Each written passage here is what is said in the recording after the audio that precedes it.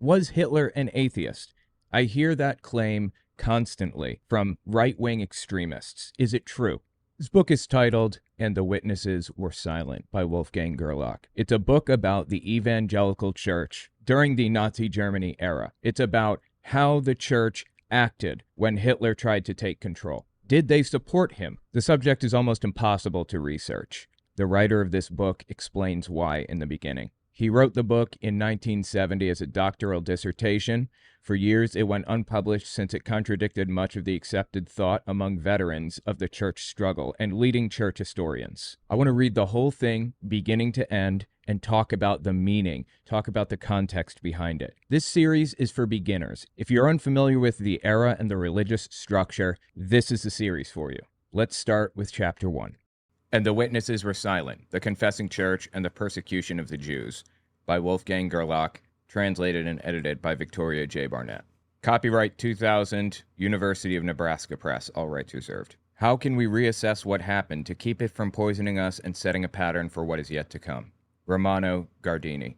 This study was accepted in 1970 as a doctoral dissertation by the Evangelical Theological Faculty at the University of Hamburg. For years, it went unpublished since it contradicted much of the accepted thought among veterans of the Kirchenkampf, which is the church struggle, and leading church historians. The issues I examined were considered taboo. My critics accused me of attacking those who'd witnessed courageously on behalf of the Christian confessions and principles of faith. Apparently, some time had to pass before a new generation could re-examine the accepted history of the Kirchenkampf, the church struggle. Few people were familiar with the documents that proved that the evangelical church's record under Nazism had been less than heroic. So this is written by Wolfgang Gerlach, the original writer, and he's pointing out that this subject, the Protestant church, in the 20s, 30s, and 40s in Germany, made monstrously evil decisions. There was a small offshoot, as we'll talk about in the book, called the Confessing Church. At its height, the Confessing Church ever really made up about 2,000 or 3,000 pastors out of 18,000 in the country, and they weren't in favor of saving Jews. They were opposed to violating a confession which Nazi law upheld, as we'll talk about. It's called the Aryan Paragraph. We'll hit it later in the book. In the early 1980s, friends in Germany, the United States, and Israel persuaded me to update the manuscript. Thanks to the editorial assistance of Professor Peter von der Ostensacken, I apologize for my pronunciations, I do my best, director of the Institute of the Church and Judaism in Berlin, a German edition was published in 1987. A second edition followed in 1993. This is one of very few on this subject that I found that's in English. By the time of its publication, this study was no longer a novelty in the historiography of the church struggle, the Kirchenkampf. My research had long since been confirmed and supplemented by the findings of others. The significance of this volume today rests more in its collection and assessment of the documents themselves than in the intent to present something new. He was undershooting the value of this book, as a lot of writers, I find, do. Richard J. Evans said the same thing in his kind of bibliography on the era. The Coming of the Third Reich, the Third Reich in Power, and the Third Reich at War. It's like 3,000 pages or something combined. And it's a definitive description of the entire era. The title of the German edition, Aus des Zeugenschweigen, underscored the contradictions within this confessing church. Publicly, and often at great risk, it confessed sterile points of dogma while remaining silent as Jews and non-Aryan Christians were eliminated, removed, or simply disappeared. The polite way of saying Jews at the time was non-Aryan. And that covered anybody from like the black community, Chinese people, or anybody from any kind of background that was not from the Germanic states, basically. Anglo-Saxons were from that region. So the people in England and America, the white people at least, fall into Aryan people, but they're not part of the German Volk, V-O-L-K. I think it's pronounced folk. They're not part of the folk, which almost had like a mystical quality to it.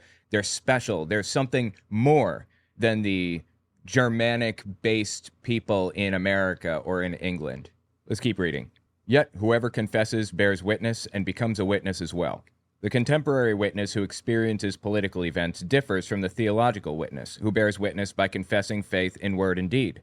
One of the problems of the church that called itself the Confessing Church was that it remained silent when it was confronted with the fate of the Jews. It didn't just remain silent.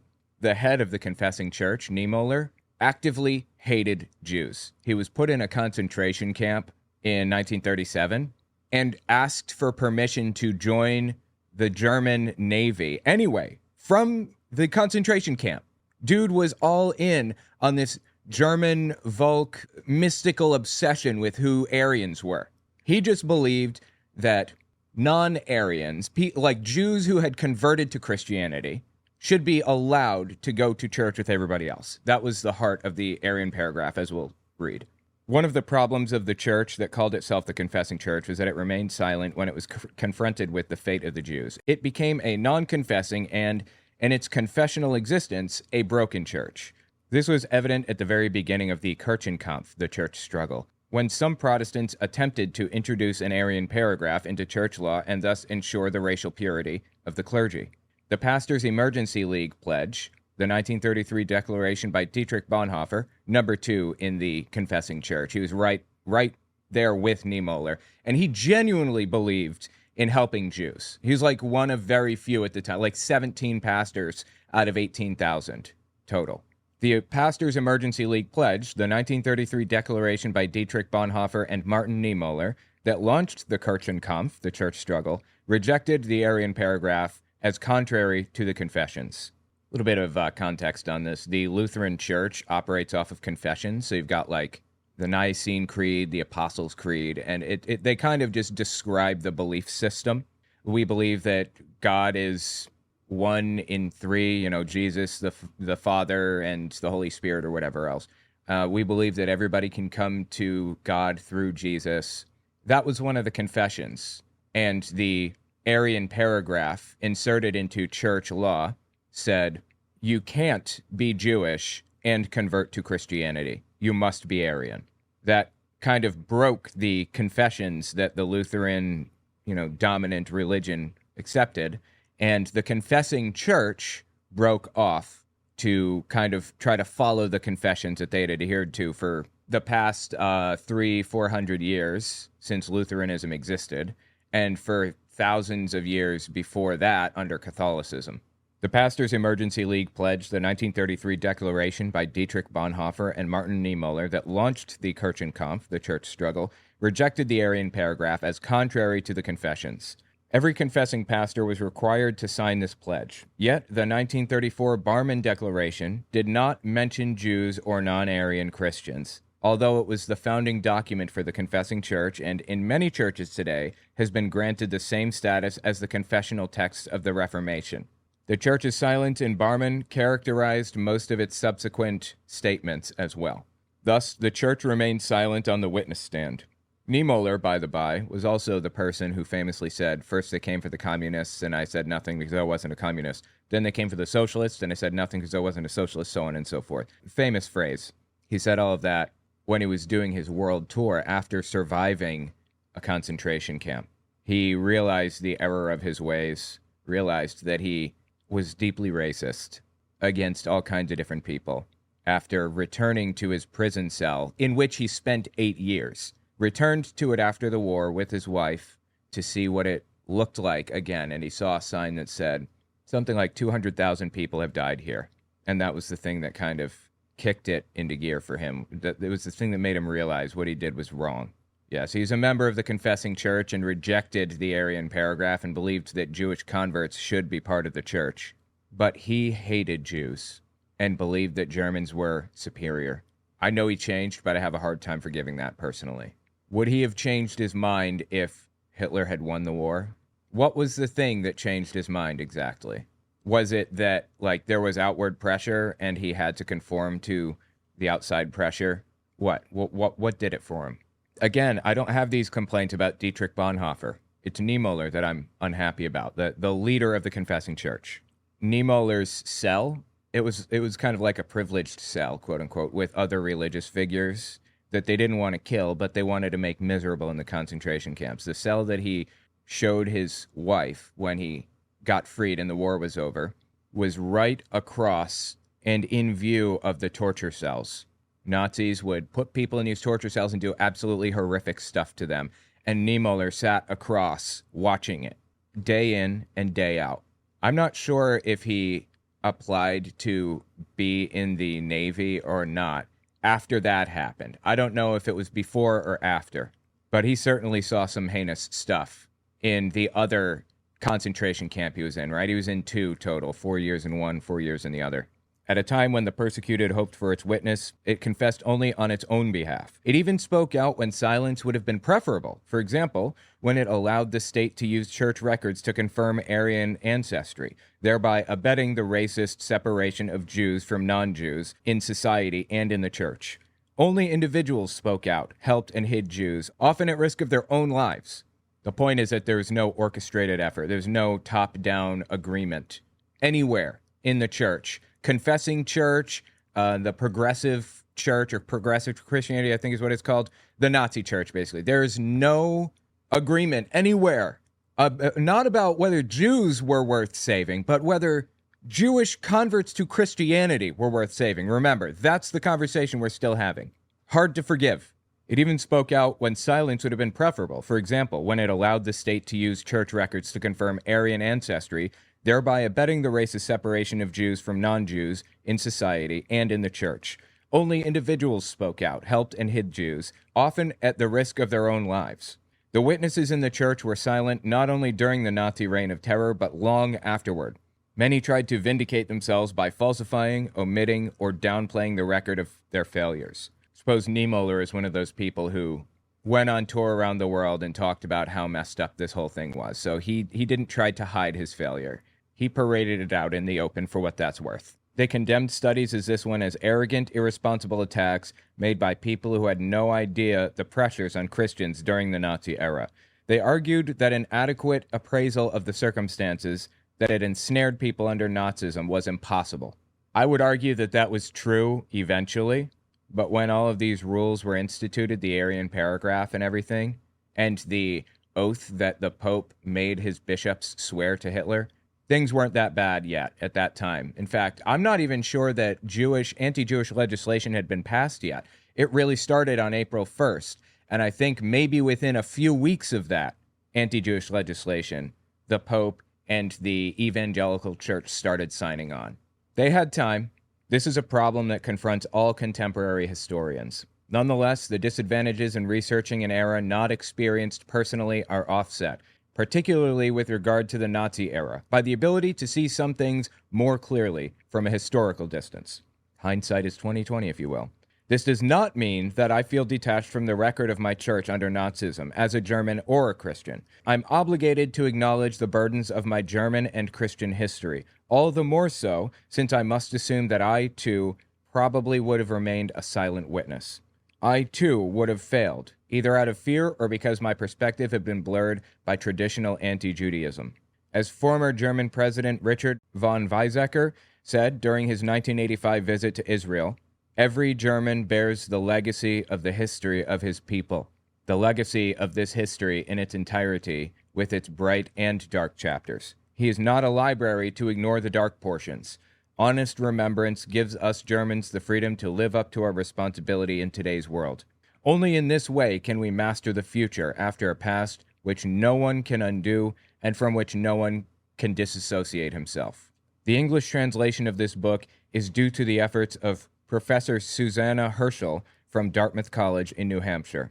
Grants from the Samuel Rosenthal Center for Judaic Studies at Case Western Reserve University and the Cleveland Foundation to Eldon Epp and Susanna Herschel provided generous financial support. I'm grateful to Dr. Dennis L. Slabaugh for his careful and precise work on the original translation. Doris Bergen and Robert Erickson carefully read the manuscript and recommended that it be abridged and revised to make it more accessible for U.S. readers. Victoria Barnett took on the task of editing the translation, thereby opening the door for a wider audience. I owe deep thanks to all these scholars and colleagues for their help and interest in making this translation possible. I hope for sympathetic, critical readers, and am grateful for any corrections that advance the study of the Shoah and its theological implications. Wolfgang Gerlach. This book has a lot of quotes from people, a lot of documentation and things. This stuff has been reaffirmed and proven throughout the past 50 years since he wrote this. And this is now quoted as a definitive work. It's a citation. Translator's note. Readers familiar with the German edition of this book will notice that numerous changes have been made for the English edition. The text has been abridged and revised. All changes were made for the sake of clarity, and Dr. Gerlach has been extraordinarily helpful in advising the editor. Editorial interjections appear in square brackets throughout the text. Authorial interjections within quoted material are set in italics within square brackets. A glossary of terms translated from the German has been added. 2 terms in particular should be noted. Throughout this book, evangelisch is translated as evangelical, where it refers specifically to the Evangelical Church of Germany or offices of that institution. It's translated as Protestant when referring to theologians, pastors, and other members of that church. The second term is Judenchristian, or Jewish Christians. Some documents refer to the same group of people as non-Aryan Christians. Both terms reflect the Nazi racial laws and the ideology that preceded them. Late 19th century church thinkers and leaders also spoke of Jewish Christians. Gerlach's wording is followed here. Judenchristian is translated as Jewish Christians and Nicht-Arisch Christian as non-Aryan Christians. This conveys the tone of the discussion within the church, since the church viewed the situation of the Judenchristian as both racially and theologically significant. Non-Aryan and Aryan have not been enclosed in quotation marks, although the author and editor are aware that these are ideological concepts, not legitimate ones. Unless otherwise noted, all translations and page numbers of materials from Eberhard Beth's biography Dietrich Bonhoeffer, Klaus Schulder's 2-volume The Church and the Third Reich, and Bonhoeffer's Ethics and Letters and Papers from Prison are from the English editions of those works. A list of relevant works available in English has been appended to the bibliographical notes. One more note here. It says, non-Aryan and Aryan have been enclosed in quotation marks, although the author and editor are aware that these are ideological concepts, not legitimate ones. Not legitimate doesn't even begin to touch the idea of Aryan and non-Aryan at the time, at the very least. DNA didn't exist at the time. Like, nobody had a concept for what DNA was. They didn't even realize it existed. DNA testing didn't exist until the year 2000 or something. You know, in the grand scheme of things, our technological boom, we're living through a technological boom that is absolutely incredible. This Aryan v. non-Aryan thing from Germany was nonsense all the way down. There's no basis to it. Introduction. During the final years of the 18th century, the new tolerance fostered by the Enlightenment enabled Jews in Europe and abroad to attain the rights of citizens. The domestic reforms of Habsburg monarch Joseph II in 1782 included an edict that substantially improved the Jews' legal status. The constitutions of the United States, 1787, and France, 1791, contained similar provisions for the integration of Jews in civil society. So 150 years earlier, people were already accepting Jews into their countries, into their cultures, integrating. In Prussia, equal status for Jews came in 1812 under Chancellor Karl von Hardenberg. Side note, Prussia is a region in the Germany area that was an autonomous empire for a while, but was eventually absorbed into Germany as one of its states. If you're unfamiliar with how Germany operates, it's very similar to the United States, like shockingly similar to the United States. It has individual states within it, like Prussia, Bavaria, Belgium, those types of places, at least at the time. And it has an overarching federal government. We'll get more into the politics of the era in a little while, but the point is that Prussia is one of the German states. In Prussia, equal status for Jews came in 1812 under Chancellor Karl von Hardenberg. Equality was relative. Until the First World War, for example, it was virtually impossible for non-baptized Jews in Prussia to become officers or professors. Having escaped or outgrown social ghettoization, Jews at the end of the 18th century were a major force in creating an urbane, aesthetic culture, epitomized by the artistic and literary salons of Berlin. The cosmopolitan flair of these salons was new to Prussia, and that much more attractive to Prussian artists and scholars. I think it means, and that made them more attractive. A social and spiritual melting process resulted, partly at the cost of traditional Judaism, which had preserved itself for 2 centuries only through segregation that was both socially coerced and religiously chosen. Jews have, for a very long time, lived in small communities, married within the religion, just like Jehovah's Witnesses do, just like Catholics do. They've been very exclusive to who kind of joins and marries into the community. With the growth of secularism, the Torah was left behind in the ghetto. The Torah is the first 5 books of the Bible: Genesis, Exodus, Leviticus, Numbers, Deuteronomy. For the religiously indifferent, at least, it was tempting to exchange the legacy of the Torah for the pottage of lentils represented by equal civil status. The contradictions between traditional Judaism and the new enlightened spirit seemed to be irrevocable. By challenging the heart of religious belief and launching a process of critical self-examination, the Enlightenment affected Christianity as well. Pondering the essence of Judaism, many 19th century Jews could not help but conclude that they had entered a process of religious decline. With the Jews' growing freedom and the public expression of their intellectual capacities, there was a powerful outburst of anti-Jewish hatred which had never died out but only been repressed by liberal enlightened ideas. The conservative bourgeoisie, with its roots in the Romantic tradition, was unnerved by the emerging new philosophies that threatened to challenge economic, social, and religious conditions.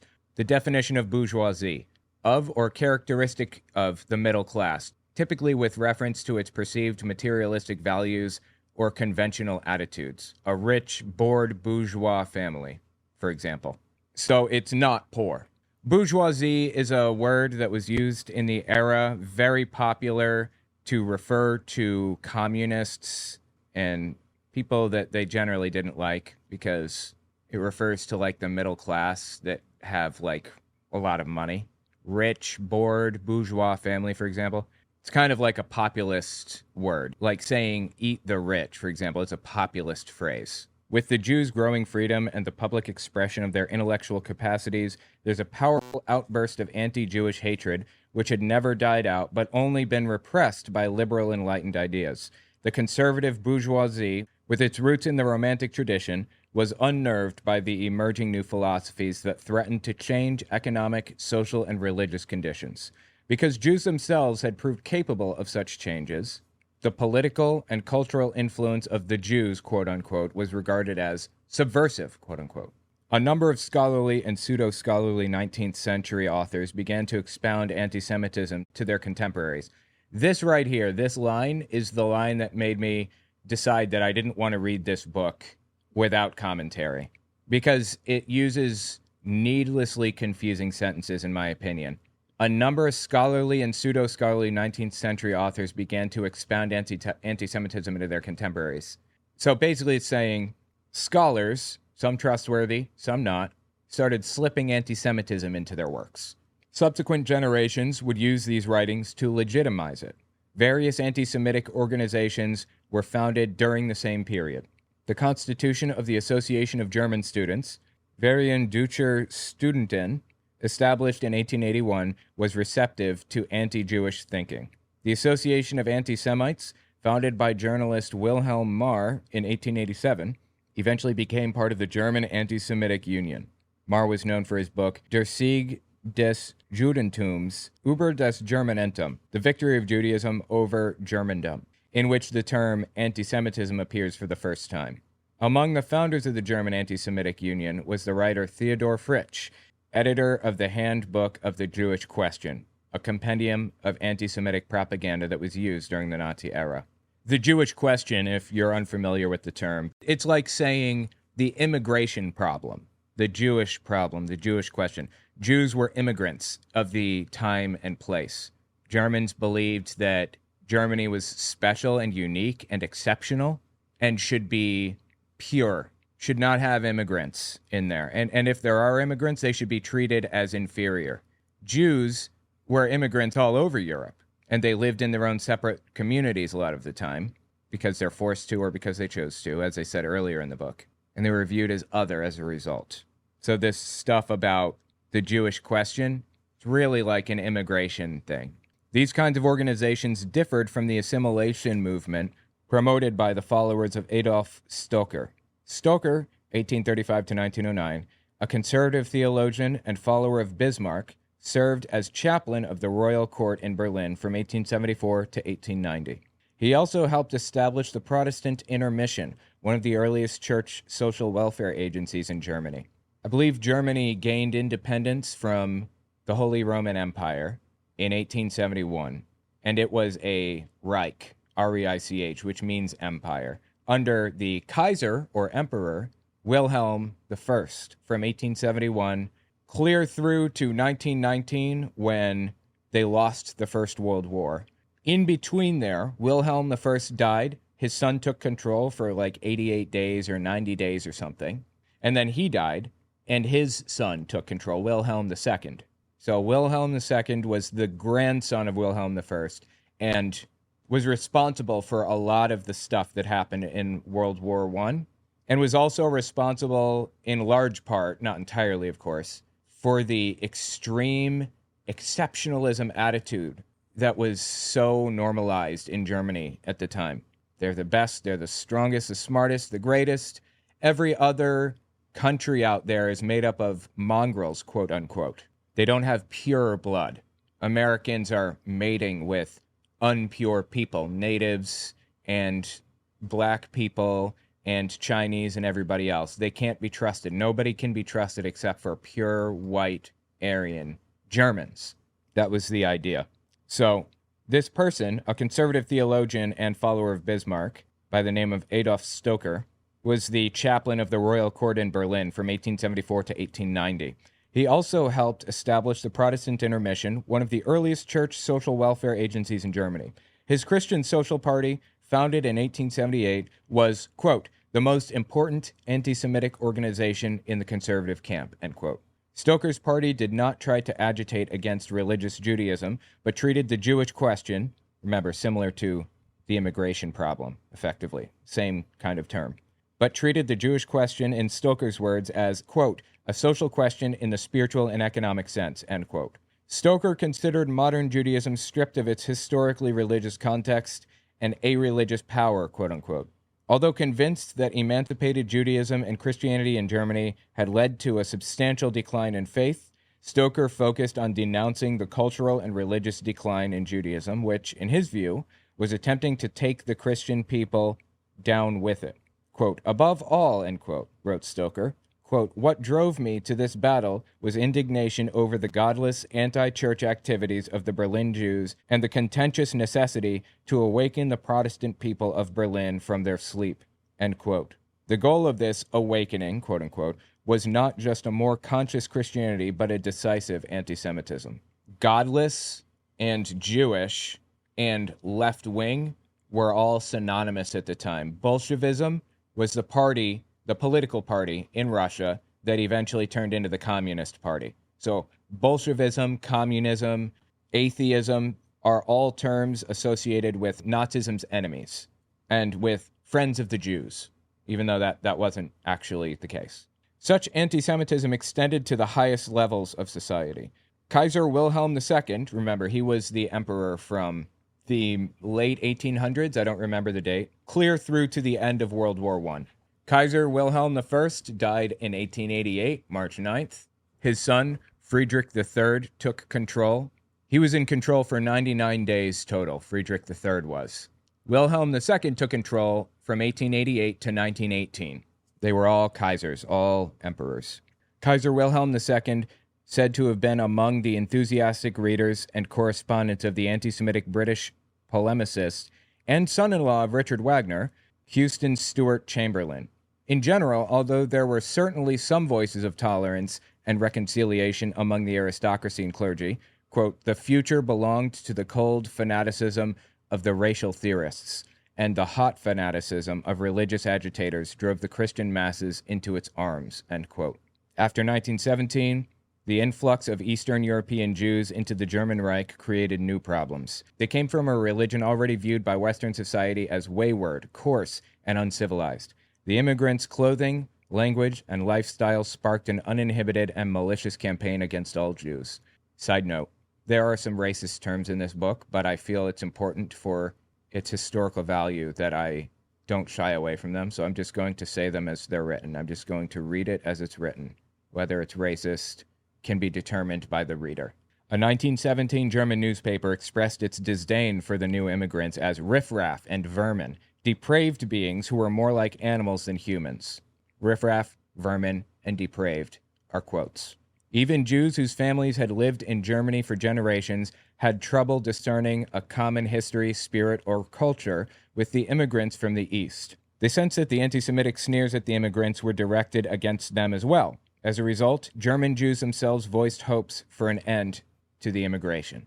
So German Jews were just as extreme and anti-immigrant as everybody else.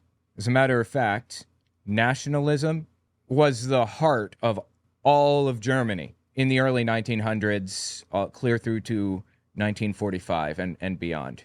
It was all about nationalism. You're the best. You're the strongest. You're the only one that deserves to control the world anywhere at all. The Japanese government, the British government, the Russian government, the Chinese government, they don't deserve to control anything because they're not us. They're not Germans, full-blooded Aryan Germans. The word Volk, V-O-L-K, pronounced folk, I believe, similar to our word folk, just people, except it had more mystical connotations to it. It was more like there's something special about them. There's something exceptional, unique, supernaturally powerful and superior to the Volk, the German people. That was nationalism. And German Jews were part of that nationalistic attitude. They didn't view themselves as different from the German Volk. They viewed themselves as Volk themselves. As a matter of fact, anti-Semites in the 1920s and 30s set out to prove that Jews were pulling strings like puppet masters and sent Germany to war in World War I because they wanted to see them die. So they did this research project to find out how many Jewish Germans there were fighting on the front lines compared to how many there were in offices running things for logistics in the war and things, versus how many just weren't in the war. What were the proportions? Were there more Jews behind the front lines and not even involved in the war than Germans? No. It turns out the answer was there were more German Jews fighting for Germany during World War I proportionally than there were regular Germans, like non-Jewish Germans. That analysis, of course, quietly slipped into obscurity at the Nazis' request. Let's keep reading. Assimilation had opened the doors for Jews to enter positions in business, cultural, and political realms. In response, there were frequent references to the foreign infiltration, quote-unquote, of German culture by a disproportionate, quote-unquote, number of Jews, despite the fact that only 4 of the 250 government ministers during the Weimar Republic were Jewish. Side note, the Weimar Republic was the government that took control after World War I ended and Wilhelm II abdicated power. Germany was forced to sign the Treaty of Versailles to bring an end to World War I, and the Treaty of Versailles required that Germany pay reparations, war reparations, to the countries that they had damaged. And at the same time, they set up a government, a democratic republic, nearly identical to the U.S. government's system at the time. As a matter of fact, I wrote about this in my own book titled The Church in Chains, How Hitler Exploited Faith to Gain Control, on Amazon if you want to give that a read. Let me just read some of these similarities from my book. U.S. Congress had around 400 members. The Reichstag, which is the Weimar Republic's Congress, had about 550 members. There were 96 senators in the U.S. at the time. There were around 70 Reichsrat members, which is the upper chamber of Congress in Germany. In the United States, the Senate is equally as powerful as the House of Representatives, though they have different roles. In the Weimar Republic, the Reichsrat was less powerful than the Reichstag. Both the U.S. and the Weimar Republic had constitutions upon which their laws were based. The president is elected for short terms in both the United States and the Weimar Republic. Women's right to vote was recognized in the same year for both Germany and the United States, 1919. The Constitution gave individual states the right to decide how elections would operate at the start of democracy in the United States in 1789. In many southern states, only male landowners were allowed to vote. Some northern states allowed free black men to vote, At the beginning of the Weimar Republic, anyone over 20 years old had the right to vote. The German government had an official state church. The state church existed by tradition, not by mandate. During the Weimar Republic, the state church was a federation of Protestant denominations comprising of the Lutheran Church, the Reformed Church, which is a Calvinist denomination, and some others. In contrast, the United States was the first large modern world government to try secularism. It was instituted about 130 years before the Weimar Republic. Those are the similarities and some of the differences. Just a little bit of reference about the Weimar Republic if people were unfamiliar. Let me read the previous sentence. Assimilation had opened the doors for Jews to enter positions in the business, cultural, and political realms. In response, there were frequent references to the foreign infiltration, quote-unquote, of German culture by a disproportionate, quote-unquote, number of Jews, despite the fact that only 4 of the 250 government ministers during the Weimar Republic were Jewish. Terms such as overpowering and infiltration, Überfremdung, were not so much descriptions as a form of incitement. They lent a sinister undertone to discussion of the Jewish question, or the immigrant problem, if you will. Posing as the stronger party, the anti-Semites who gathered in the Nazi Party disguised their own inferiority by declaring the overpowerful, quote-unquote, Jews to be Untermenschen, or subhuman. In the German Evangelical Church, the German Christians, quote-unquote, a movement that, after 1933, sought to fuse Christianity and the Völkisch, or ethnically nationalist, ideas of Nazism, particularly its Aryan principles, became the theological expression of such views. When talking about the words Volk and Völkisch, Volk meaning German race, basically, I substitute them for the words race and racist, but that's not really accurate. You get the idea I'm going for. Völkisch generally means really, really extreme and in favor of the German Aryan people exclusively. Let's continue. In this analysis of the role of anti-Semitism in late 19th century Germany, the historian Golo Mann makes an astute observation about the dynamics of prejudice. Quote, "It would not have occurred to anyone to attribute what a non-Jew did to all non-Jews. Then, too, no one attributed the valuable things that Jews did to all Jews either. But if what a Jew did was somehow negative or reprehensible, if it could be attacked in some way, that was typically Jewish. That shed true light on the Jewish character. People blithely forgot all the positive creative performances of Jews, all their contributions to scholarship, to German art, their gifts to the German language. The true anti-Semite is not interested at all in the truth. He has certain views with which he approaches experience. When experience in some way confirms his views and prejudices, then it's welcome. When it fails to do so, he is indifferent toward it." Interesting analysis, actually. A number of Protestant pastors succumbed to such prejudice. After Germany's defeat in the First World War, the church had difficulty recovering from the loss of its close ties to what it viewed as the divinely sanctioned throne of the Hohenzollerns. Protestant clergy viewed the ensuing political and ecclesiastical changes as a cancer-like metastasis brought about by the Jews. During the Weimar Republic, which is from 1919 to 1933, roughly about 12 years, the clergy, quote, essentially fought for the preservation of the old church, end quote. A series of study guides on the Jewish question, published during the 1920s, illustrated how susceptible pastors had become to the ideas of racial theorists. Neimoller, the leader of the confessing church, the leader of the opposition within Christianity in Germany in the 20s, voted for Nazis in 1924, 1928, and 1933. The leader of the opposition to the racist policies voted for Hitler all the way through. Let's reread the sentence. A series of study guides on the Jewish question published during the 1920s illustrated how susceptible pastors had become to the ideas of racial theorists. In one issue, a Berlin pastor summarized, the Jews belong to the Semitic race. Compared to the Aryan race, the Semitic race is inferior. This whole Aryan and Semitic thing, it's all nonsense. Do you know how they identified Jews in Germany at the time? They looked pretty much identical to Germans. They were white. They were light-skinned. Most Jews in the region were. They identified them not by looks, but through a number of clever little plans to get lists of people. Before things really set in, really, really got bad, before the anti-Jewish legislation started coming out, they ordered Jews to report any assets over $5,000, basically, at the time, thus getting a list of Jews, and not just Jews, but rich Jews. They got birth certificates. They ordered people to have their papers and said they would be searched if they were found in the street. And if you didn't have your papers showing your pure blood German, Aryan, or whatever, they throw you in a concentration camp.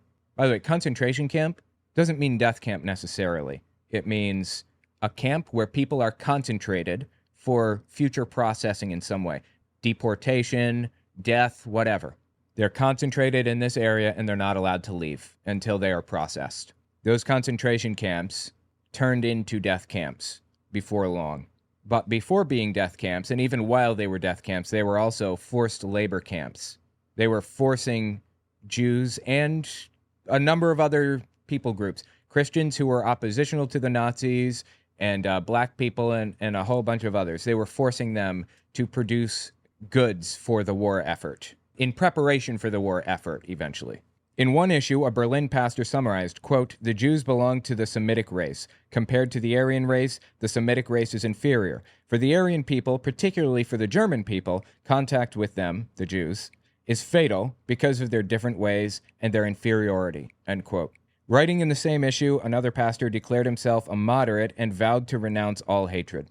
At the same time, he understood German bitterness against the Jews. Quote, "It's indisputable. The Jews have become a plague upon our people that we must fend off." There were some exceptions, such as the statements of Pastor Edward Lamparter about Christian behavior toward the Jews. Lamparter, a Stuttgart pastor, was the author of Evangelische Kirche und Judentum, the Evangelical Church and Judaism. Quote, "The best known and most impressive church publication against antisemitism in this period," end quote. Although he spoke of a Jewish type, quote unquote, with certain disagreeable traits, quote unquote, he made an empathetic attempt to do justice to the Jewish situation. He attributed these certain characteristics, quote unquote, to the outcome of ghetto life, the experience of living in spiritual and social quarantine, and the long history of fanatical pressure, quote unquote, and humiliation of the Jews. Quote, "Therefore, it is not a question of racial predisposition," Lamparter wrote, "but of the consequences of serious injustice brought about by Christian society," end quote. Lamparter called on the church to, quote, "feel its obligation and the courage to bear witness to justice, truth, and love against the harsh anti-Semitic injuries. It's necessary to redress past injustice and to ensure that no new injustice occurs," end quote. Lamparter's remarks, however, were an isolated exception. A 1960 study by scholar Eno Arndt reviewed the attitudes toward Judaism in the Protestant religious press during the 1920s. There were 68 Protestant Sunday papers with an estimated 2 million readers of 40 million Protestants at the time. Side note, they had 40 million Protestants, give or take, and about 20 million Catholics, give or take. The Catholics largely lived to the south, Protestants largely lived to the north, and they were both very affected by the political machinations in the region at the time. As a matter of fact, a lot of towns in Germany were controlled by whatever church was in charge in that area. There was no separation of church and state. In fact, this whole thing is really a battle between separation of church and state. So there were 68 Protestant Sunday papers with an estimated 2 million readers out of 40 million Protestants. They had a significant influence on public opinion. Since these papers were not official church publications, they did not represent the institutional church, which never published any official statement on the Jewish question and anti-Semitism during the Weimar Republic. Arndt's research showed that the general public mood during the Weimar era, which blamed the Social Democrats and the Jews for the German defeat in 1918, was mirrored in the Protestant press. The Social Democrats were a political party at the time, and Jews and Social Democrats were considered left-leaning, even though they had communists there at the time, but that's neither here nor there. Germany was all bent out of shape over their loss of the First World War. They couldn't deal with it. It didn't make any sense. They were superior. They were exceptional. They deserved to win. They should have won. They don't understand how they could have lost. That was the mindset at the time. So Germans were looking for an explanation for how they could have possibly lost World War I. How did that happen? Arndt's research showed that the general public mood during the Weimar era, which blamed the Social Democrats and the Jews for German defeat in 1918, was mirrored by the Protestant press. By 1920, terms such as racial comrade and Stamsenfremd, of alien stock, sound familiar? Like illegal aliens, kind of? Were already in use. Even in discussions of the Christian mission to convert the Jews, Juden mission, there was talk of alien races, quote-unquote, and the foreign body in the life of the Volk, quote-unquote. The very concept of anti-Semitism was justified by talk of correct anti-Semitism, quote-unquote. Terminology such as Überfremdung, infiltration, and Fremdstammige, of alien heritage, was fueled by the immigration of the Jews from the East. In addition, 3 prominent corruption trials during that period led to furious polemics in the press. Between 1925 and 1930, in the church's mission to convert the Jews, quote, the Jewish question shifted from a theological question to a sociological and ethnological one, end quote. The Protestant magazine Licht und Leben, Light and Life, spoke of the well-founded revulsion, quote-unquote, of all peoples against the Jews. After 1926, Protestant publications blamed the Jewish press for its disastrous influence on German life. As a, quote, non-national minority, end quote, German Jewry was accused of lacking patriotic consciousness and of widespread subversive tendencies.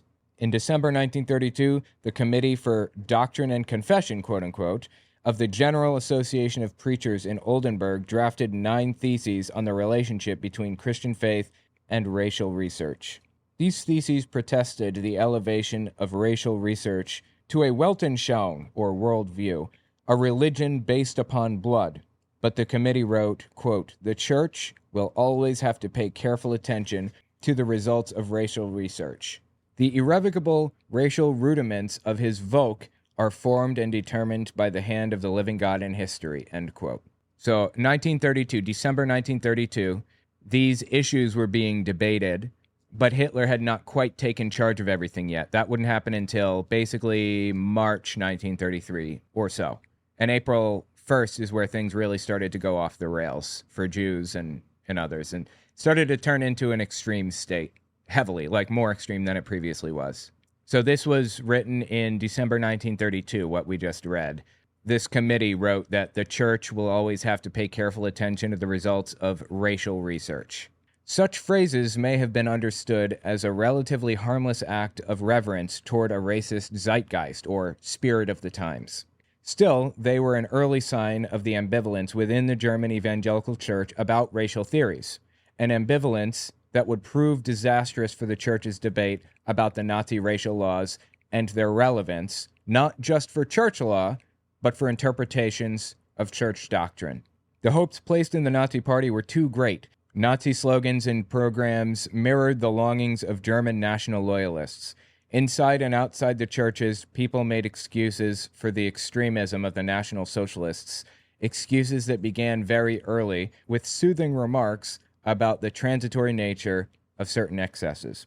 Nazi slogans appealed to the German people, basically, is what this says. And people made excuses for the extremism of the Nazis, the National Socialists. Nazi is an abbreviation for National Socialists. They made excuses for it because they loved the message. And those excuses began very early with soothing remarks about the transitory nature of certain excesses. In general, there was a readiness to wait and see what would happen. Quote, after the end of 1930, animosity toward the Jews became stronger in the church publications. In articles about the Jewish question, the rhetoric in almost all Sunday papers is far sharper than before, end quote. So things started ramping up, and it was noticed. Again, there was general chatter about Jews being harmful to society, but the anti-Jewish legislation did not really start in full until around April 1st, 1933. There were boycotts of Jewish shops, and everything kind of hit the fan after that. April 7th, churches started making declarations and creating new laws and rules and everything for their people to reflect the church's extremist stance against immigrants or Jews. Arndt concludes that the Jewish question had great timeliness in the Protestant religious press between 1918 and 1933 and was addressed predominantly, quote, from an anti-Semitic point of view, end quote. If you remember, Arndt reviewed the attitudes toward Judaism in the Protestant religious press during the 1920s. That's what this said earlier. So Arndt concludes that the Jewish question had great timeliness in the Protestant religious press between 1918 and 1933 and was addressed predominantly from an anti-Semitic point of view, quote unquote. Under the continuing influence of Adolf Stoker's ideas, the close ties between Protestantism and German identity led to a nationalism that, quote, viewed the Jews as the natural enemy of the national Christian tradition and held them responsible for the collapse of the Christian and monarchist order, end quote. So Adolf Stoker started these ideas, or were pushing these ideas, and people latched onto these viewpoints, which is that Jews were enemies and Christianity was superior. And Christians held Jews responsible for the collapse of the Christian and monarchist order, which, if you remember, was the order with the Kaiser. People on the right at the time desperately wanted to go back to an era where the Kaiser ruled again, a mythical past that wasn't a real representation of what happened, but they were desperate to have it anyway. Like, make America great again. Or Ronald Reagan's slogan, let's make America great. When was it great? Exactly. The answer is, America is as good now as it has ever been. Better, even. It's not that people want to go back to a better time, really, actually. It's that people in the let's make America great again kind of mindset view the past as something other than what it was. Things were terrible in the 1950s and the 60s, especially for minority groups. Nobody wants to go back to that realistically, but that's the nature of right-wing movements. They want to go back to a mythical past. Left-wing movements want to move forward and create a new story for their country, for their people. Revolutionaries, if you will. As a matter of fact, again, I talk about this in my book, The Church in Chains, about the German Protestant church during the Nazi era. The terms left and right were coined during the French Revolution, when people literally physically to the left of the president were of one type or one mind, and people that were physically to the right of the president were of another.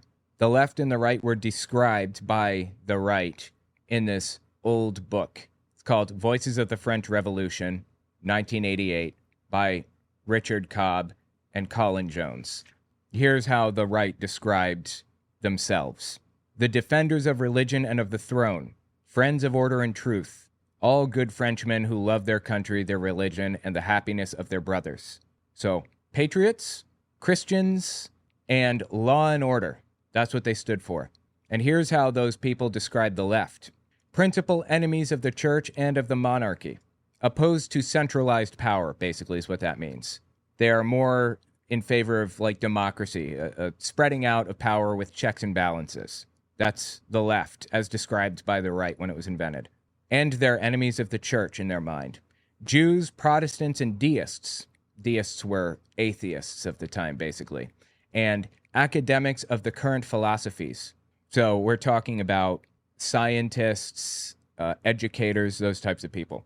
And all the brigands who burn chateaux, pillage mansions, set up gallows, all the scoundrels who have bathed France in blood, and yet still breathe, thanks to the impunity of their frightful instigators.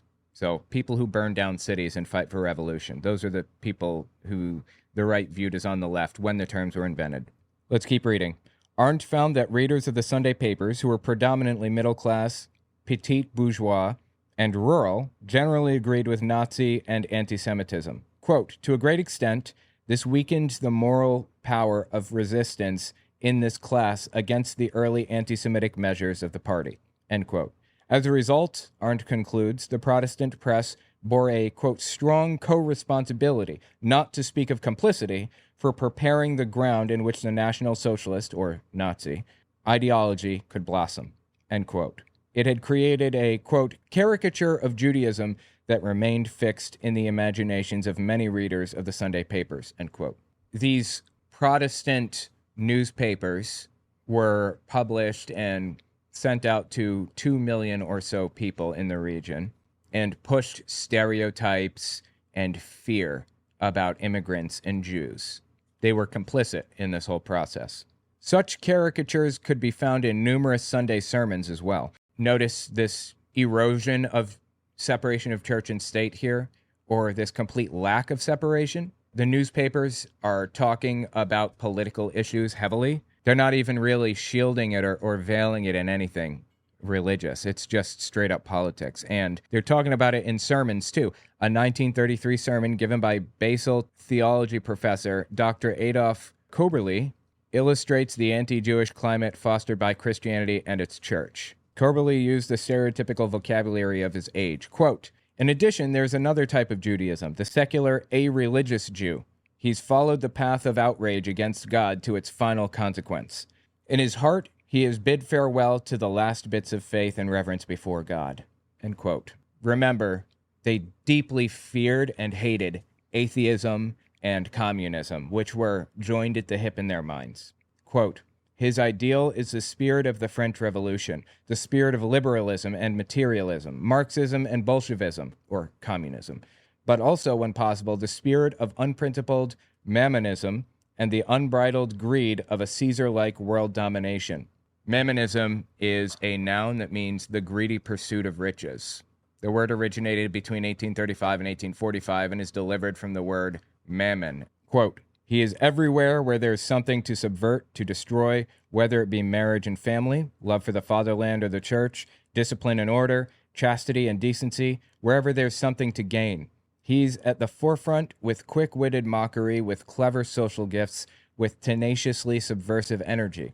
An atheist is always destructive, but nowhere does the pernicious power of this attitude have such devastating effect as in the Jew, who has squandered his rich Old Testament legacy and gone among the swine.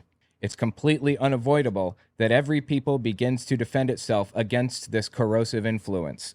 The persecution and expelling of the Jews follows, and always the eerie words that the Jewish people took upon itself long ago on Good Friday are fulfilled anew, metaphorically and in actual fact. Nested quote, "His blood be upon ourselves and our children," end quote.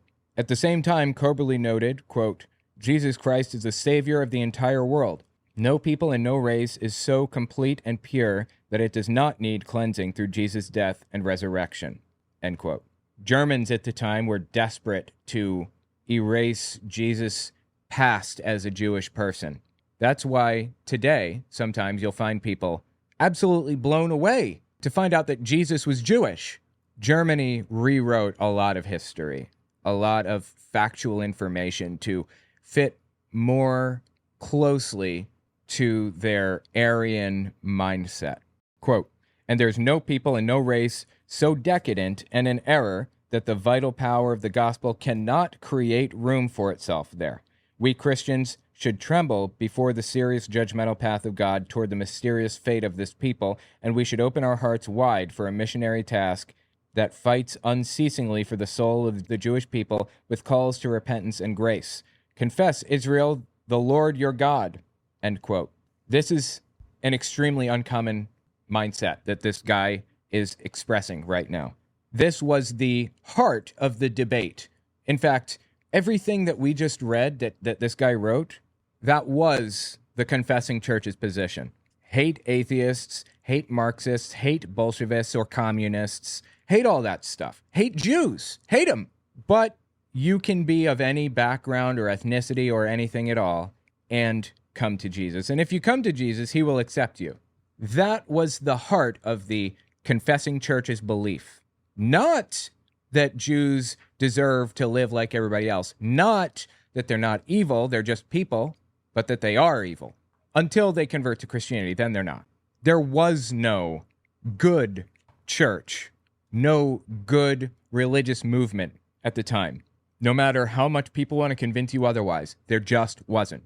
There could be reasons for that. You can say, well, the nationalistic attitude at the time contributed to this terrible behavior. Fine. But Christianity, specifically Protestant Christianity, Lutheranism and the Reformed Church, helped Hitler come to power. He couldn't have done it without the top-down hierarchical structure that the church provided, with absolutely no separation between church and state.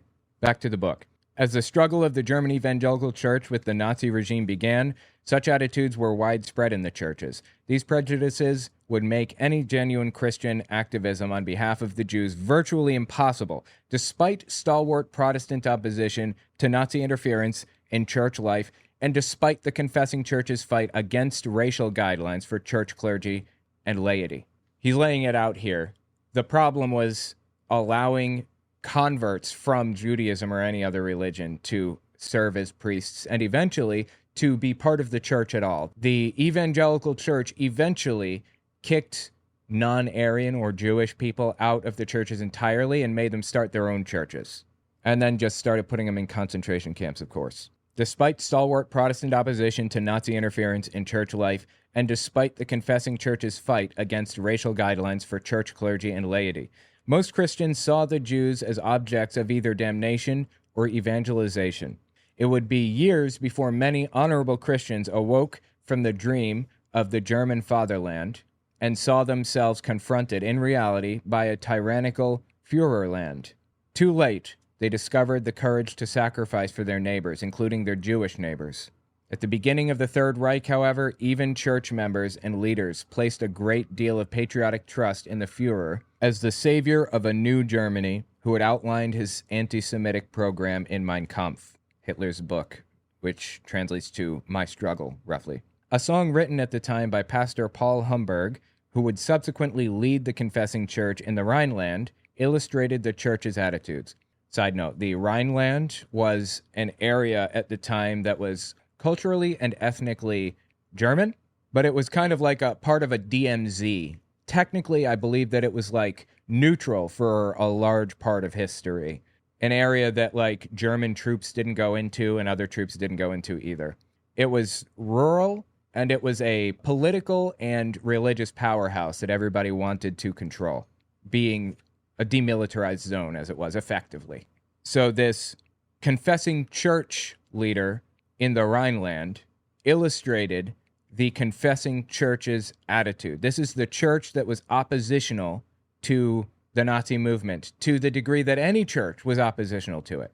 Quote, the day breaks now. Young Germany stands still. Raise a true hand to the sacred vow. Germany awakens from its need, from strife and its bands. Heal yourself, my only German fatherland. Heal yourself, my only German fatherland. The old order wanes, the old order wanes. From the ruins of war, a new spring shines. One man breaks through treason and shame. Millions follow him full of trust. His will and word sweep us to strike and act. His will and word sweep us to strike and act. The sun rises at morn. We arm ourselves for battle, for sacrifice, despite the enemy's hate and scorn. Come, brother, prepare. We march side by side with Adolf Hitler, Germany's truest son. With Adolf Hitler, Germany's truest son. To work, to work. Young Germany dares anew. Our call to battle, Germany unto death. The Führer calls, we rejoice ever true. Before us the day, and our fortress is God. Before us the day, and our fortress is God. End quote.